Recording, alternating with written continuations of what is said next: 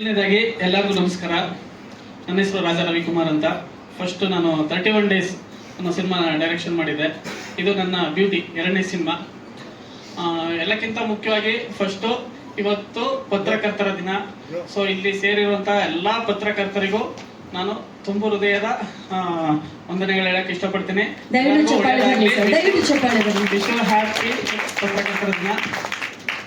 ಅದೇ ಉದ್ದೇಶದಿಂದ ನಮ್ಮ ಬಾಸ ಸರ್ನ ಕರೆದು ಪತ್ರಕರ್ತರ ಪರವಾಗಿ ನಾನು ಒಂದು ಇವತ್ತು ಇದು ಮಾಡ್ಕೊಡಿ ಸರ್, ನಮ್ಮ ಟ್ರೈಲರ್ ಲಾಂಚ್ ಮಾಡ್ಕೊಡಿ.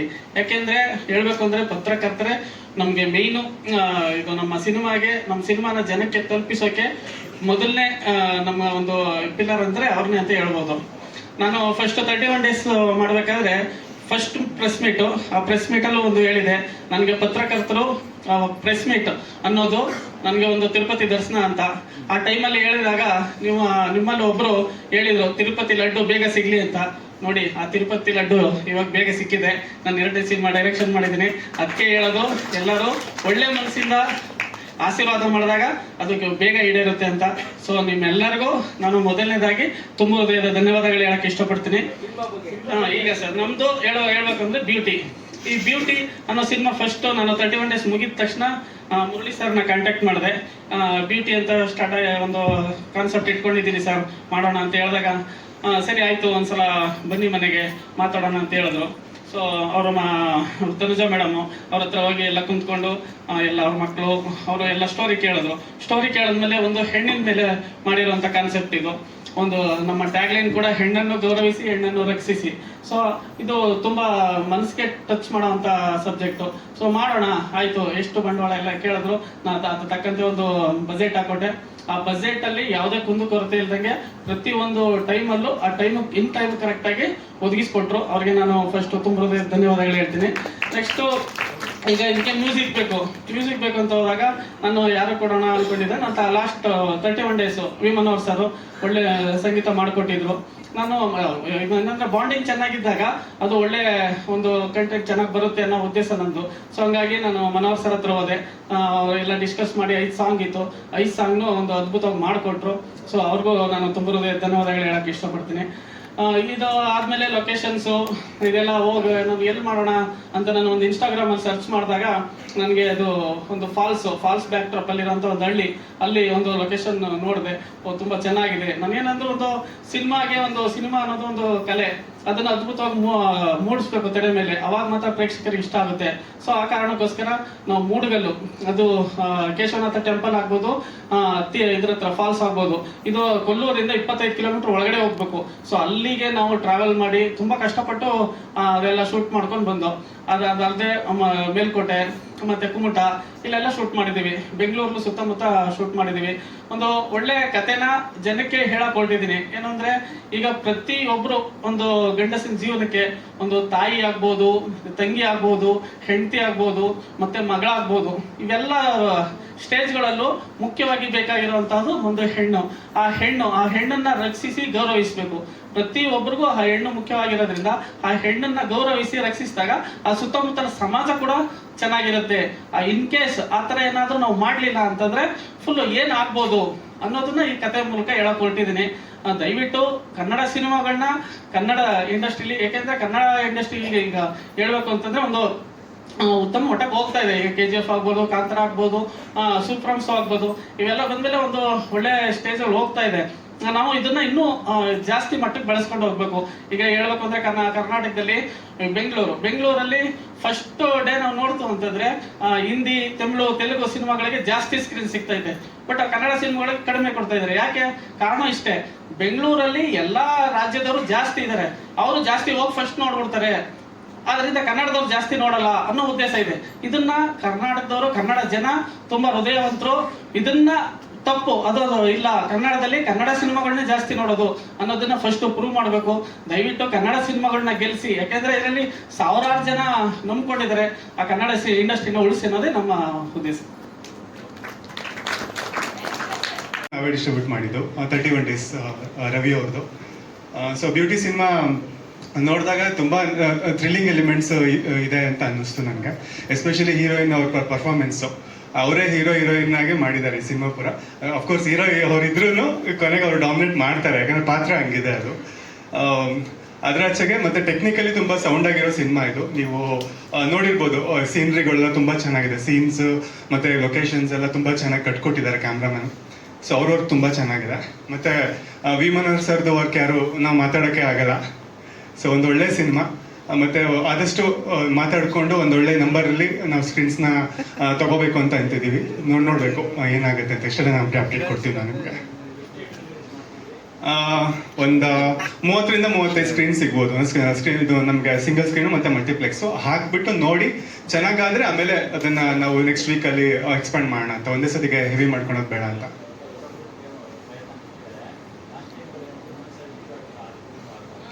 ದೊಡ್ಡ ಮನುಷ್ಯ ಇಶ್ಯೂ ಅಂದರೆ ಅದು ಏನಾಗಿದೆ ಅಂತ ಅಂದ್ಬಿಟ್ಟು ಅದ್ರದ್ದು ಬೇರೆನೇ ಲೈಕ್ ನಾನು ನಿಮ್ಗೆ ಅದನ್ನ ಇದು ಮಾಡ್ತೀನಿ. ಸೊ ಈ ಸಿನಿಮಾಗೆ ಏನು ಬೇಕೋ ಆ ಸ್ಟ್ರಾಟಜಿನ ನಮ್ಮ ಕಡೆಯಿಂದ ನಾವು ಮಾಡ್ತೀವಿ, ಅದಕ್ಕೆ ರೆಡಿ ಇದ್ದೀವಿ ನಾವು ಆಲ್ರೆಡಿ.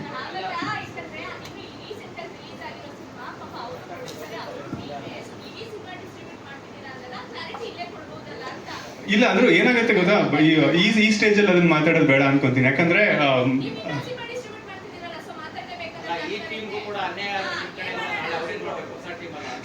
ಅನ್ಯಾಯ ಆಗಿದೆಯೋ ಇಲ್ವೋ ಅಂತ ಅನ್ನೋದನ್ನ ಸರಿಯಾಗಿ ತನಿಖೆ ಮಾಡಿಬಿಟ್ಟು ಫ್ಯಾಕ್ಟ್ಸ್ ಏನಿದೆ ಅದು ತಿಳ್ಕೊಂಡು ಮಾತಾಡಬೇಕು ಯಾರೇ ಆಗಲಿ.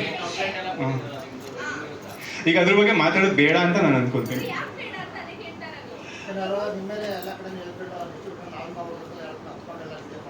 ಹೌದು ಹೌದು. ಅಂದ್ರೆ ನೋಡಿ, ಅನ್ಯಾಯಗಳಾದಾಗ ಕೋರ್ಟಿಗೆ ಹೋಗ್ಬಿಟ್ಟು ಮಾತಾಡ್ಬೇಕು. ನೀವು ಮೀಡಿಯಾಗೆ ಬಂದ್ರೆ ಡೆಫಿನೆಟ್ಲಿ ಅದು ಪ್ರಚಾರ ಅಂತ ಆಗುತ್ತೆ. ಸೊ ಇಲ್ಲೇನಾಗುತ್ತೆ, ನಿಮ್ಗೆ ಅನ್ಯಾಯ ಆದಾಗ ಎಲ್ಲಿ ಕೇಳಬೇಕು ಅಲ್ಲೇ ಕೇಳಬೇಕು. ಮೈಕ್ ಕೊಡಿ ಪಾಪ.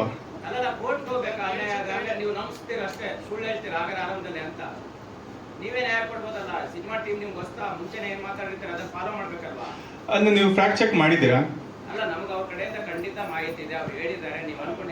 ಹೆಂಗ್ ಚೆಕ್ ಮಾಡಿದ್ರಿ? ಫ್ಯಾಕ್ಟ್ ಹೆಂಗ್ ಚೆಕ್ ಮಾಡಿದ್ರಿ? ಎಷ್ಟು ಥಿಯೇಟರ್ ಬಂದಿತ್ತು ಸಿನಿಮಾ? ಗೊತ್ತಿಲ್ಲ ಅಂದ್ಮೇಲೆ ಹೆಂಗ್ ಹೇಳ್ತೀರಾ ನೀವು?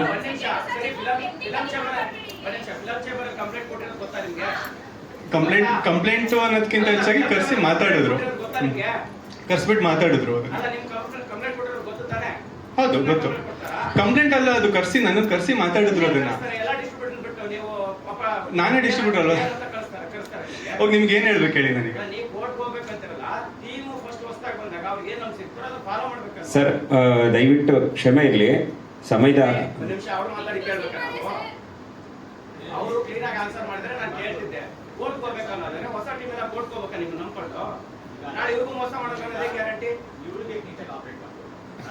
ಅಲ್ಲ ಈ ಸಿನಿಮಾ ಏನ್ ಬೇಕು ಈಗ ನೋಡಿ, ಇವ್ರಿಗೂ ಗೊತ್ತಿದೆ, ಗೊತ್ತಿಲ್ಲ ಅಂತನಲ್ಲ, ಎಲ್ಲ ಗೊತ್ತಿದ್ದೆ ಹೇಳಿದ್ದಾರೆ. ಅಂದ್ರೆ ಅಲ್ಲೇ ಅರ್ಥ ಮಾಡ್ಕೋಬೇಕು. ಮತ್ತೆ ಇದು 3ನೇ ಸಿನಿಮಾ. ಆ ಸಿನಿಮಾ ಆದ್ಮೇಲೆ ಇದು 3rd ಸಿನಿಮಾ ನಾನು ರಿಲೀಸ್ ಮಾಡ್ತಾ ಇರೋದು. ಈಗ ಹೆಂಗ್ ಆನ್ಸರ್ ಮಾಡ್ಬೇಕಲ್ಲ, ನೀವು ಹೇಳ್ದಂಗೆ ನಾನು ಮಾಡ್ತೀನಿ, ಅಡ್ಡಿ ಇಲ್ಲ. ಇಲ್ಲ ಅದು ನಾನು ಒಪ್ಪೋದಿಲ್ಲ. ಯಾಕಂದ್ರೆ ತಪ್ಪು ಒಪ್ಕೊಂಡಾಗ ಅಷ್ಟೇ ನಾವು ಚೀಟ್ ಮಾಡಿದ್ವಿ ಅಂತ ಆಗುತ್ತೆ, ಅಥವಾ ಅದು ಪ್ರೂವ್ ಆಗ್ಬೇಕು ಸರಿಯಾದ ರೀತಿಯಲ್ಲಿ. ಇಲ್ಲಿ ಏನಾಗುತ್ತೆ, ನೀವು ಅಂದ್ರೆ ಒಂದು ಸೈಡ್ ಸ್ಟೋರಿ ಕೇಳ್ಬಿಟ್ಟು ಅದಕ್ಕೆ ಡಿಸೈಡ್ ಆಗೋದು ತಪ್ಪು ಅಂತ ನಾನು ಹೇಳ್ತೀನಿ. ಆದಷ್ಟು ಫ್ಯಾಕ್ಟ್ ಚೆಕ್ ಮಾಡಿ. ಯಾಕಂದ್ರೆ ಎಲ್ಲ ಸರಿ ಇರೋದಕ್ಕೆ ಇವತ್ತು ನಾನು ಇಲ್ಲಿ ಬಂದು ನಿಂತ್ಕೊಂಡಿರೋದು. ಇಲ್ಲಾಂದ್ರೆ ಬಂದು ನಿಂತ್ಕೊಂಡು ಮಾತಾಡೋ ಅಗತ್ಯನೇ ಇರ್ತಿರ್ಲಿಲ್ಲ. ಮತ್ತೆ ಇವರು ಕೂಡ ನನಗೆ ಸಿನಿಮಾ ಕೊಡೋ ಅಗತ್ಯನೇ ಇರ್ತಿರ್ಲಿಲ್ಲ, ಯಾಕಂದ್ರೆ ಎಲ್ಲರೂ ಫ್ಯಾಕ್ಟ್ ಚೆಕ್ ಮಾಡಿದ್ದಾರೆ.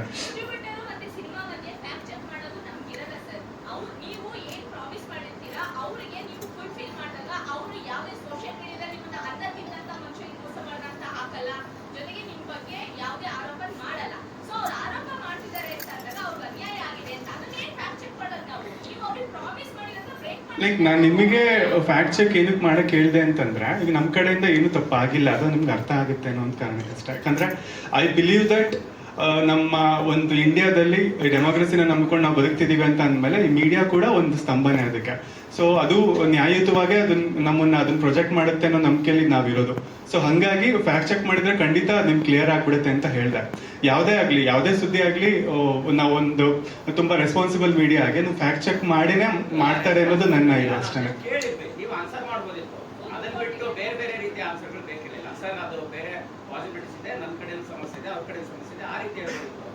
ನನ್ನ ಕಡೆ ಸಮಸ್ಯೆ ಇದೆ, ನಾನು ಹೇಳ್ಬಿಡ್ತೀನಿ ಸರ್, ನೀವು ಹೇಳೋದು ಬೇಡ.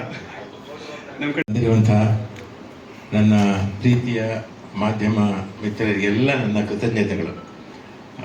ನೀವಿಲ್ಲಿ ಬಂದು ನಮಗೆ ನಮ್ಮ ಒಂದು ಚಿತ್ರಕ್ಕೆ ನೀವು ಹಾರೈಸ್ತಿದ್ದೀರಿ. ಹಾಗೆ ನಾನು ಈ ಸಿನಿಮಾ ಬಗ್ಗೆ ಹೇಳೋದಕ್ಕಿಂತ ಮುಖ್ಯವಾಗಿ ಹೇಳಬೇಕಾದ್ದು ಇಬ್ಬರ ಬಗ್ಗೆ. ಒಬ್ಬರು ನಿರ್ಮಾಪಕರು ಮತ್ತು ನಿರ್ದೇಶಕರು. ನಿರ್ಮಾಪಕರು ನಿರ್ದೇಶಕರನ್ನು ನಂಬಿ ಇದಕ್ಕೆ ಹಣವನ್ನು ತೊಡಗಿಸಿದ್ದಾರೆ. ಸಾಮಾನ್ಯವಾಗಿ ನಾವು ನೋಡ್ತೀವಿ, ನಿರ್ದೇಶಕರನ್ನ ನಂಬಿ ಹಣ ತೊಡಗಿಸಿ ಆಮೇಲೆ ಕೈ ಕಾಲು ಸುಟ್ಕೊಂಡು ಹೋದವರು ಎಷ್ಟು ಮಂದಿ ಇದ್ದಾರೆ. ಆಮೇಲೆ ಎಲ್ಲ ಇಂಡಸ್ಟ್ರಿಯೇ ಬೇಡ ಅಂತ ಹೋದವರಿದ್ದಾರೆ. ಆದರೆ ಒಂದು ನಂಬಿಕೆಯಿಂದ ನಿರ್ದೇಶಕರು ನಮ್ಮ ರಾಜಾ ರವಿಕುಮಾರ್ ಅವರು ನಂಬಿ ಇವರು ದುಡ್ಡು ತೊಡಗಿಸಿದ್ದಾರೆ. ಅದಕ್ಕೆ ಸರಿಯಾದ ನಿರ್ದೇಶಕರು ಅವರಿಗೆ ಸಿಕ್ಕಿದ್ದಾರೆ, ನಿರ್ಮಾಪಕರಿಗೆ. ಯಾಕಂದರೆ ರಾಜಾ ರವಿಕುಮಾರ್ ಅವರು ಬಹಳ ಕಷ್ಟಪಟ್ಟು ಕೆಲಸ ಮಾಡೋರು, ಪ್ರಾಮಾಣಿಕ ನಿರ್ದೇಶಕ, ಪ್ರಾಮಾಣಿಕ ವ್ಯಕ್ತಿ, ಮತ್ತು ಡೌನ್ ಟು ಅರ್ತ್ ಭಾಳ ನಮ್ರತೆ ಇರುವಂಥ ಹುಡುಗ. ಆಮೇಲೆ ಈ ಹಿಂದೆ 31 ಡೇಸ್ ಅಂತ ಒಂದು ಸಿನಿಮಾ ನಿರ್ದೇಶನ ಮಾಡಿದರು. ಅಲ್ಲಿಂದ ನನಗೆ ಅವರು ಆತ್ಮೀಯರಾದರು. ಅದಕ್ಕೂ ಹಿಂದೆ ಒಂದು ಮಾಡಬೇಕಾಗಿತ್ತು, ಅದು ಮುಂದಕ್ಕೆ ಹೋಗಿದೆ. ಅದು ಈ 31 ಡೇಸ್ ಆದಮೇಲೆ ಈ ಚಿತ್ರ ಅವರು ಕೈ ತಗೊಂಡ್ರು. ಇದರಲ್ಲಂತೂ ಒಂದು ಎಷ್ಟು ಅವರು ಟೈಮ್ ಕೊಟ್ಟಿದ್ದಾರೆ, ಇಷ್ಟರಲ್ಲಿ ನಾನು ಮಾಡಿಕೊಡ್ತೀನಿ, ಇಷ್ಟು ದಿನದಲ್ಲಿ ಮಾಡಿಕೊಡ್ತೀನಿ ಅಂತ ಅದಕ್ಕೆ ಕರಾರುವಕ್ಕಾಗಿ ಮಾಡಿದ್ದಾರೆ ರವಿಕುಮಾರ್. ನಾನು ಇಂಥ ನಿರ್ದೇಶಕರು ನಮ್ಮ ಚಿತ್ರರಂಗಕ್ಕೆ ಬೇಕು. ಯಾಕಂದರೆ ನಿರ್ಮಾಪಕರನ್ನು ಉಳಿಸುವ ನಿರ್ದೇಶಕರು ಬೇಕು.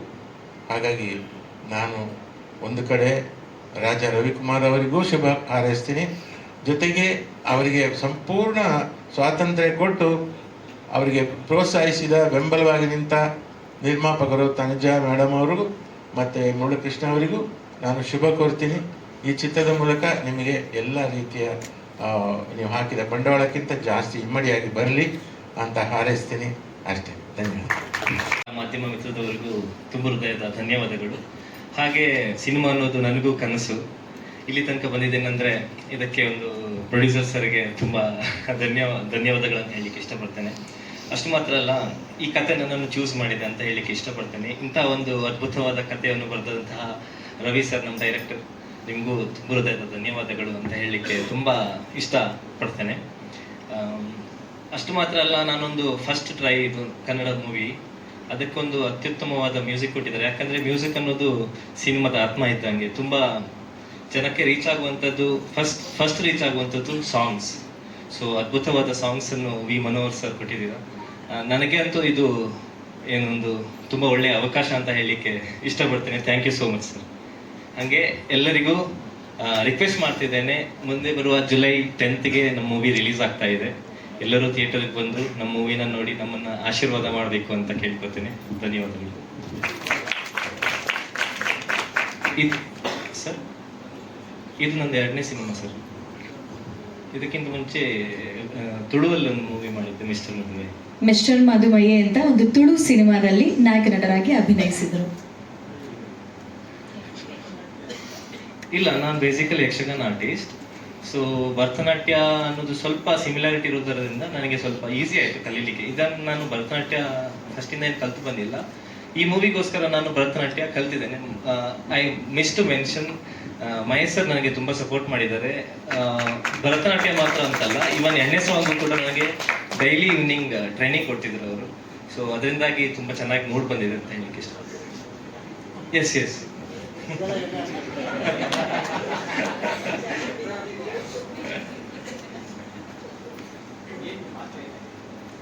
ಬೇಸಿಕಲಿ ಒಂದು ಸಾಮಾನ್ಯ ಹುಡುಗ, ನಾರ್ಮಲ್ ಹುಡುಗ, ಒಂದು ಪ್ರೀತಿಗೋಸ್ಕರ ತುಂಬಾ ಕಷ್ಟಪಡ್ತಿದ್ದಾನೆ, ಪ್ರೀತಿನ ಪಡಿಲಿಕ್ಕೋಸ್ಕರ. ಆ ಹೋರಾಟದಲ್ಲೇ ಇನ್ನೊಂದು ಏನು ಆಗೋಗುತ್ತೆ, ಅದಕ್ಕೋಸ್ಕರ ಕೊನೆಗೆ ಅವ್ನು ನ್ಯಾಯಕ್ಕಾಗಿ ಹೋರಾಡಲಿಕ್ಕೆ ಶುರು ಮಾಡ್ತಾನೆ. ಪ್ರೀತಿನೂ ಸಿಗಲ್ಲ, ನ್ಯಾಯನೂ ಸಿಗಲ್ಲ ಅನ್ನುವಂಥ ಸಿಚುವೇಶನ್ ಅಲ್ಲಿ ಅವ್ನು ಹೆಂಗೆ ಇದನ್ನು ಡೀಲ್ ಮಾಡ್ತಾನೆ ಅನ್ನುವಂಥ ಒಂದು ಸ್ಟೋರಿ. ಮಹಾಲಕ್ಷ್ಮಿ ಅವರು ಮಾತಾಡೋಕ್ಕಿಂತ ಮುಂಚೆ ಅವರ ಸಿನಿಮಾಗಳನ್ನ ನಾನು ಹೇಳಲೇಬೇಕು. 10ಕ್ಕಿಂತ ಹೆಚ್ಚು ಸಿನಿಮಾಗಳಲ್ಲಿ ಅವರು ನಾಯಕ ನಟಿಯಾಗಿ ಅಭಿನಯಿಸಿದ್ದಾರೆ.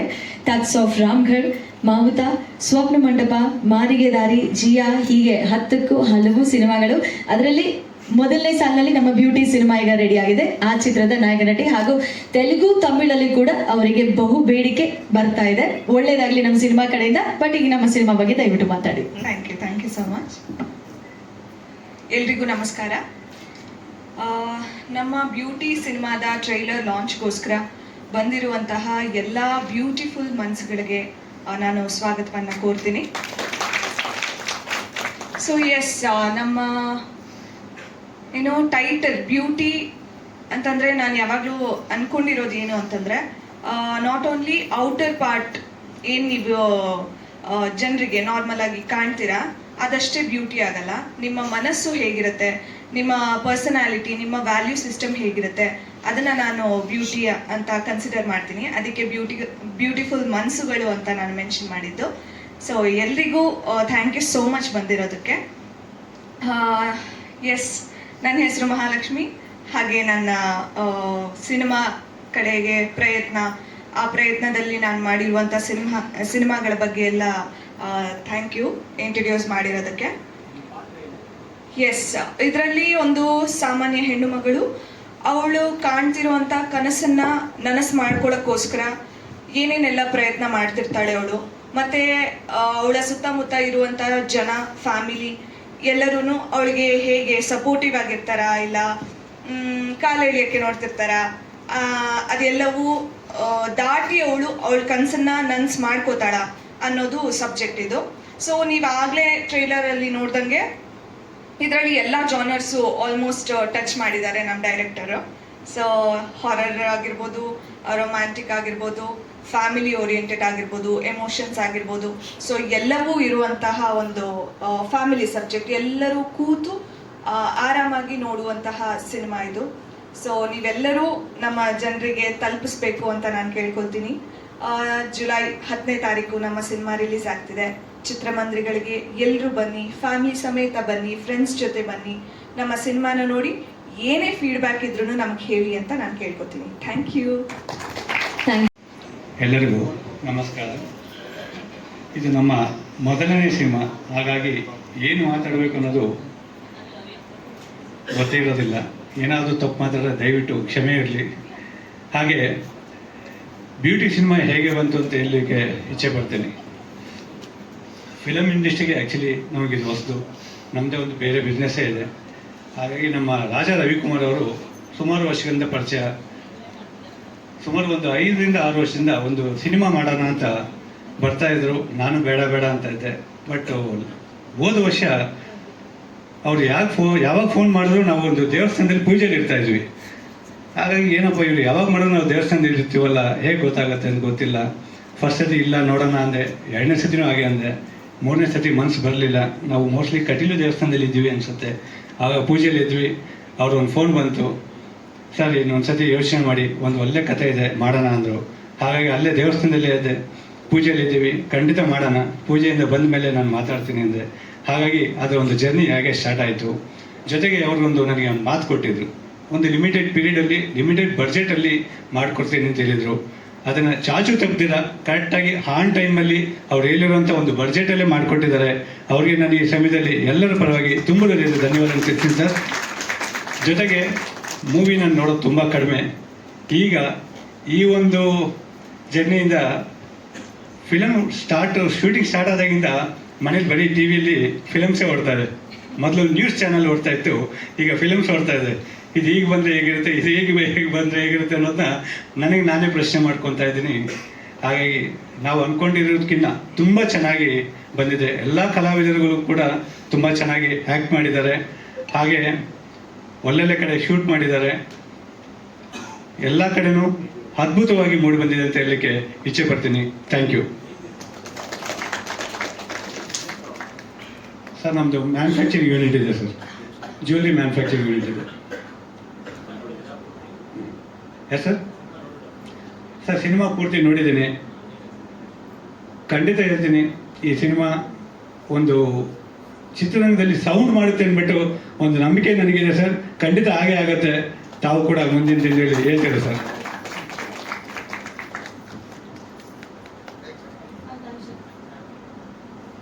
ಈ ಫಿಲಮ್ಗೆ ಪ್ರೊಡ್ಯೂಸರ್ ಆಗಿ ನನ್ನ ಧರ್ಮಪತ್ನಿ ತನುಜಾ ಮುರಳೀಕೃಷ್ಣ ಅವರೇ, ಅವ್ರ ಪರವಾಗಿ ನಾನು ಇಷ್ಟೊತ್ತು ಮಾತಾಡಿದೆ. ಅವರು ಒಂದು 2 ಮಾತು ನಾನು ಮಾತಾಡ್ತಾರೆ. ಎಲ್ರಿಗೂ ನಮಸ್ತೆ. ಇದು ನಮ್ಮ ಕಲ್ಪವೃಕ್ಷ ಪ್ರೊಡಕ್ಷನ್ಸ್ನ ಕನಸು. ಇದು ಆ ಕನಸನ್ನ ಇವತ್ತು ನಿಮ್ಮ ಮುಂದೆ ಇಡ್ತಾ ಇದ್ದೀವಿ. ನೀವೆಲ್ಲ ಸೇರಿ ನನಸು ಮಾಡಿಕೊಡ್ತೀರಾ ಅನ್ನೋ ನಂಬಿಕೆ ಖಂಡಿತ ಇದೆ. ಇದು ಎಲ್ಲರೂ ಕೂತ್ಕೊಂಡು ಫ್ಯಾಮಿಲಿ ಸಮೇತ ನೋಡಬಹುದಾದಂಥ ಚಿತ್ರ. ರವಿಕುಮಾರ್ ಅವರು ತುಂಬ ಚೆನ್ನಾಗಿ ನಿರ್ದೇಶನ ಮಾಡಿಕೊಟ್ಟಿದ್ದಾರೆ. ಮತ್ತು ನಾವೆಲ್ಲೆಲ್ಲಿ ಶೂಟಿಂಗ್ ಮಾಡಿದ್ದೀವಿ. ಫಸ್ಟು ನಮ್ಮ ಕನ್ನಡ ಚಿತ್ರರಂಗದಲ್ಲೇ ಫಸ್ಟು ಕ್ಯಾಮರಾ ಸ್ಟಾರ್ಟ್ ಆಗಿರೋದು ನಮ್ಮ ಚಿತ್ರನೇ. ಎಲ್ಲಿ ಮೂಡಗಲ್ಲು ಕೇಶವನಾಥ, ಅಲ್ಲಿ ಆ ಕೇಶವನಾಥನ ಕೃಪೆ ಇರುತ್ತೆ ಅಂತ ನಾವೆಲ್ಲರೂ ನಂಬಿದ್ದೀವಿ.